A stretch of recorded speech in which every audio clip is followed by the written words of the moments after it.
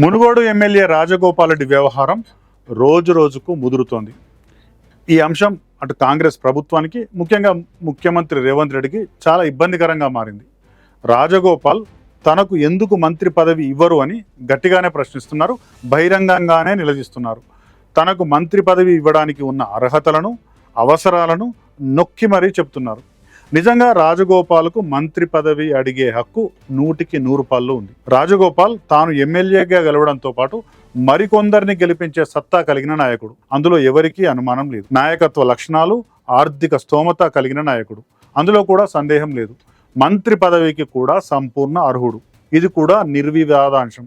టోటల్గా రాజగోపాల్కు మంత్రి పదవి అడిగే హక్కు 100% ఉంది. రాజగోపాల్కు మంత్రి పదవి ఇవ్వకపోవడానికి రాజకీయ సమీకరణలు సెట్ కావడం లేదన్నది ముఖ్యమంత్రి రేవంత్ రెడ్డి తరఫు నాయకుల వాదన. రాజగోపాల్ రెడ్డి డిమాండ్, రేవంత్ రెడ్డి తరఫు వాదన ఒకసారి మనం పరిశీలిద్దాం. తనకు మంత్రి పదవి ఇవ్వాలని చేస్తున్న డిమాండ్తో పాటు రాజగోపాల్ రెడ్డి కొన్ని వాదనలు తనకు అనుకూలంగా వినిపిస్తున్నారు. 9 మంది ఎమ్మెల్యేలున్న ఖమ్మం జిల్లాకు 3 మంత్రి పదవులు ఇచ్చారు. 11 మంది ఎమ్మెల్యేలు గెలిచిన నల్గొండకు 3 మంత్రి పదవులు ఇస్తే తప్పేంటి అన్నది రాజగోపాల్ ప్రధాన వాదన. మంత్రి పదవి ఇస్తానంటేనే బీజేపీ నుంచి కాంగ్రెస్ పార్టీలో చేరాను అనేది మరో వాదన. మంత్రి పదవి తన కోసం అడగడం లేదు, మునుగోడు ప్రజల కోసం అడుగుతున్నా అనేది ఇంకో వాదన. ఈ వాదనల్లో న్యాయం, ధర్మం ఎంత ఉందో ఇప్పుడు పరిశీలిద్దాం. వాస్తవానికి రాజగోపాల్ ఒకసారి ఎంపీ, 2 సార్లు ఎమ్మెల్యే. ఈ స్థాయికి రావడానికి రాజగోపాల్ రెడ్డికి ఏ అంశాలైతే దోహదపడ్డాయో అవే అంశాలు ఇప్పుడు అవరోధంగా మారాయి. 1 కులం, 2 కుటుంబం, 3 జిల్లా. రాజగోపాల్ రెడ్డి బలమైన రెడ్డి సామాజిక వర్గానికి చెందినవారు.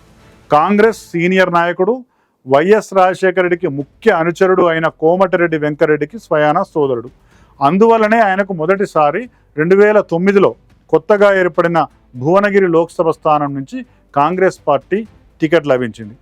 నల్గొండ జిల్లాలో కాంగ్రెస్ పార్టీకి ఉన్న బలమైన కేడర్, నల్గొండ జిల్లాలో రెడ్డి సామాజిక వర్గ ప్రాబల్యం కారణంగా రాజగోపాల్ రెడ్డి గెలవగలిగారు.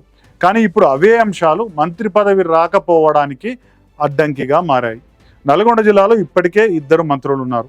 వారిద్దరూ రెడ్డి కులానికి చెందినవారే. 3వ వ్యక్తికి నల్గొండలో అవకాశం ఇచ్చినా అది రెడ్డి సామాజిక వర్గానికి ఇవ్వడం ఏ ముఖ్యమంత్రికి కూడా సాధ్యం కాదు. ఒకే జిల్లాలో 3 రెడ్డి నాయకులను క్యాబినెట్లో అకామిడేట్ చేయడం ఏ విధంగా చూసినా సాధ్యపడదు. పైగా ఉన్న 2 మంత్రుల్లో ఒకరు స్వయానా రాజగోపాల్ సోదరుడు. ఒకే ఇంట్లో 2కి మంత్రి పదవులు, అది ఒకే జిల్లా నుంచి ఇవ్వడం దాదాపు అసాధ్యం. ఎందుకంటే కాంగ్రెస్ పార్టీలో రెడ్డి కులానికి చెందిన ఎమ్మెల్యేల సంఖ్య చాలా ఎక్కువ. చాలామంది రెడ్డి ఎమ్మెల్యేలు మంత్రి పదవి ఆశిస్తున్నారు. ఇప్పటికే 15 మంది సభ్యులున్న మంత్రివర్గంలో 4 రెడ్డి మంత్రులు ఉన్నారు. ఇంకా కేవలం 3 బెర్తులే ఖాళీగా ఉన్నాయి. మహా అయితే ఇంకా 1, 2 మంత్రి పదవులు రెడ్డి కులానికి ఇచ్చే అవకాశం ఉంది. నిజామాబాద్ జిల్లా బోధనకు చెందిన మాజీ మంత్రి సుదర్శన్ రెడ్డి మంత్రి పదవి కోసం ఎదురు చూస్తున్నారు. నిజామాబాద్ జిల్లాకు ఇప్పటి వరకు 1 మంత్రి పదవి కూడా రాలేదు. రంగారెడ్డి జిల్లా ఇబ్రహీంపట్నం ఎమ్మెల్యే మల్రెడ్డి రంగారెడ్డి కూడా కేబినెట్ బెర్త్ మీద ఆశలు పెట్టుకున్నారు. రంగారెడ్డి జిల్లా నుంచి కూడా మంత్రిగా ఎవరూ లేరు. ఆదిలాబాద్ జిల్లాకు చెందిన తెలంగాణ జేఏసీ చైర్మన్ కోదండరాం కూడా మంత్రి పదవి ఆశిస్తున్నారు. వీరంతా రెడ్డి సామాజిక వర్గానికి చెందినవారే. వారికే మంత్రి పదవి ఇవ్వడం ఇప్పుడు సాధ్యం కావడం లేదు. అలాంటప్పుడు ఒకే జిల్లాలో 3వ వ్యక్తిగా, ఒకే కుటుంబంలో 2వ వ్యక్తిగా ఉన్న రాజగోపాల్కు అవకాశాలు చాలా తక్కువ. ఇక ఖమ్మం జిల్లాతో నల్గొండ జిల్లాను పోల్చి చూపారు రాజగోపాల్ రెడ్డి.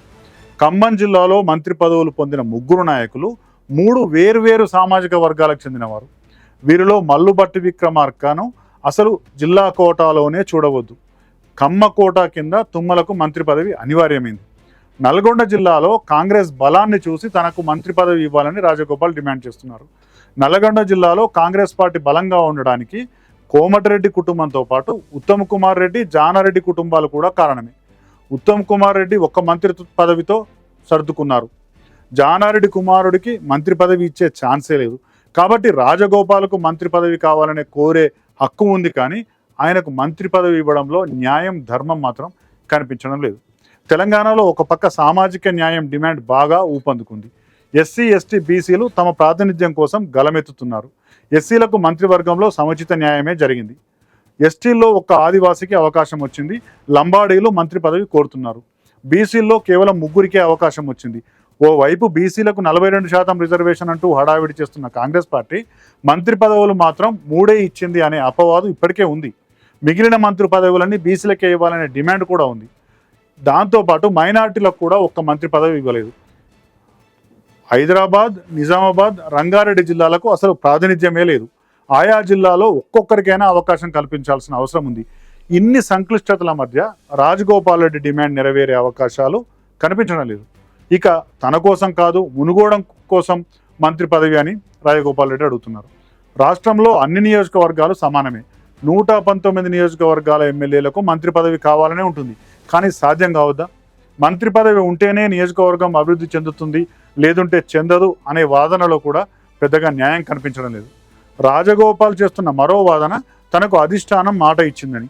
ఒక రాజగోపాల్కే కాదు, చాలా మందికి అధిష్టానం చాలా మాటలు ఇస్తుంది. కోదండరామును మంత్రిని చేస్తామని కూడా అధిష్టానం చెప్పింది. ఇంకా చాలా మందికి చాలా హామీలు ఇచ్చారు. అనేక ప్రజా సంఘాల నాయకులను కూడా ఎన్నికల ముందు పార్టీలో చేర్చుకున్నారు. వాళ్ళకు కనీసం ఎమ్మెల్యే పదవి కూడా ఇవ్వలేదు.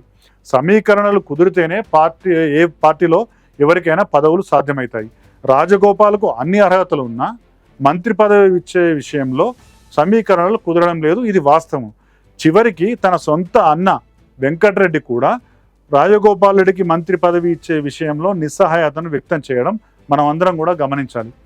10 ఏళ్ల తర్వాత, అది కేసీఆర్ లాంటి పేరున్న నాయకుడిని ఓడించి అధికారంలోకి వచ్చిన కాంగ్రెస్ పార్టీ మరింత సమన్వయంతో వ్యవహరించాల్సి ఉంది. కానీ మంత్రి పదవి కోసం రోడ్డెక్కి వాదించుకుంటే అది పార్టీకే చేటు చేస్తుంది. వ్యక్తిగత ప్రయోజనాలే మిన్నా అనుకునే కాంగ్రెస్ సంస్కృతి మళ్ళీ పుంజుకుంటే పుట్టి మునుగుతుందనే సత్యం నాయకులు గ్రహించాల్సిన అవసరం ఉంది.